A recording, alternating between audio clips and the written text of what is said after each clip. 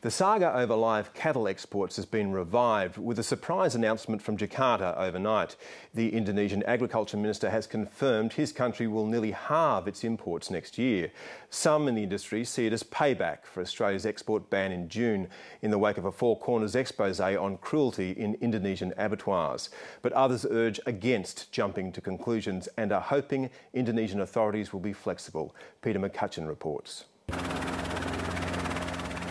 For many, the northern Australian cattle export industry is a wonder of global trade.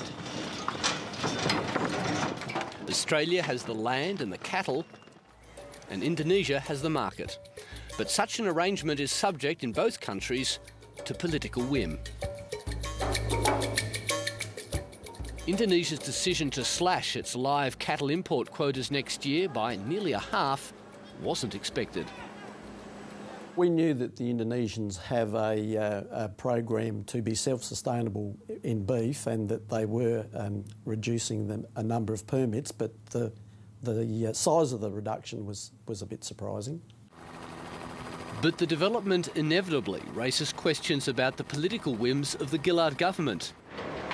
In particular, the wisdom of the decision earlier this year to place a temporary ban on the live export trade because of disturbing reports of animal cruelty in Indonesian abattoirs. I've got no doubt in my mind that the action that was taken by our government without any consultation with the Indonesian government has deeply offended the government up there and people in general, and I believe this is partly payback. The origins of this latest controversy go back to 2005, when the Indonesian government announced a plan to become self-sufficient in beef. The government set an ambitious timetable that proved to be totally unrealistic, with Australian imports jumping to a record 770,000 in 2009. Because of the explosion probably, or the very rapid rise in the imports of cattle in the last 3 years, it's become a very noticeable increase, and I think perhaps some parts have got a little bit out of control.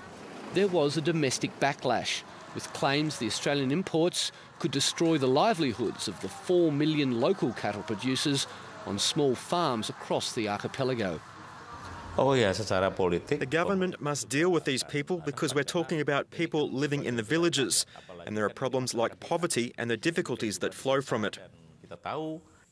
But the situation in Indonesia is more complicated than poor local farmers pitted against mighty Australian beef producers, because the Australian imports create a significant local industry in Indonesia, the feedlots that fatten the steers prior to slaughter.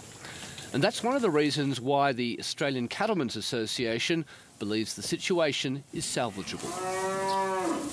Well, I wouldn't like to guess what the Indonesian businesses will be saying to their government, but like all businesses, they like to keep their business running at capacity. Yet, undeniably, Indonesia is getting more serious about self-sufficiency. Its import quota for next year has been cut significantly from just over 500,000 head of cattle to a considerably more modest 280,000. But there's an out clause.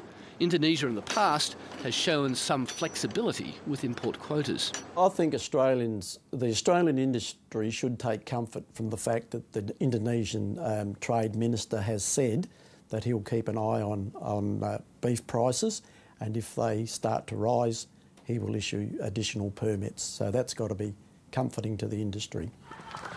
But at this stage, it looks like at least some of Australia's northern cattle herd will have to look for another destination. So those cattle that are going to be surplus will obviously enter the southern markets of Australia because there are no killing facilities in the northern part of Australia. And that will then affect the markets in southern Australia as well, have a depressing effect on those markets. Tim Darcy is a retired pastoralist and former West Australian representative on the Cattle Council, who sees links between this slash to permits and the political controversy over the Australian government's export ban back in June.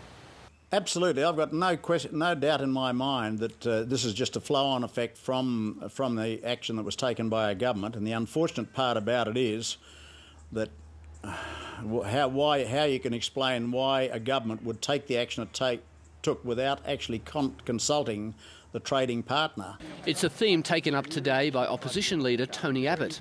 When this whole disaster happened, I remember what brought it on. It was a panicked overreaction by this government to a television program. The Cattle Council is not so sure.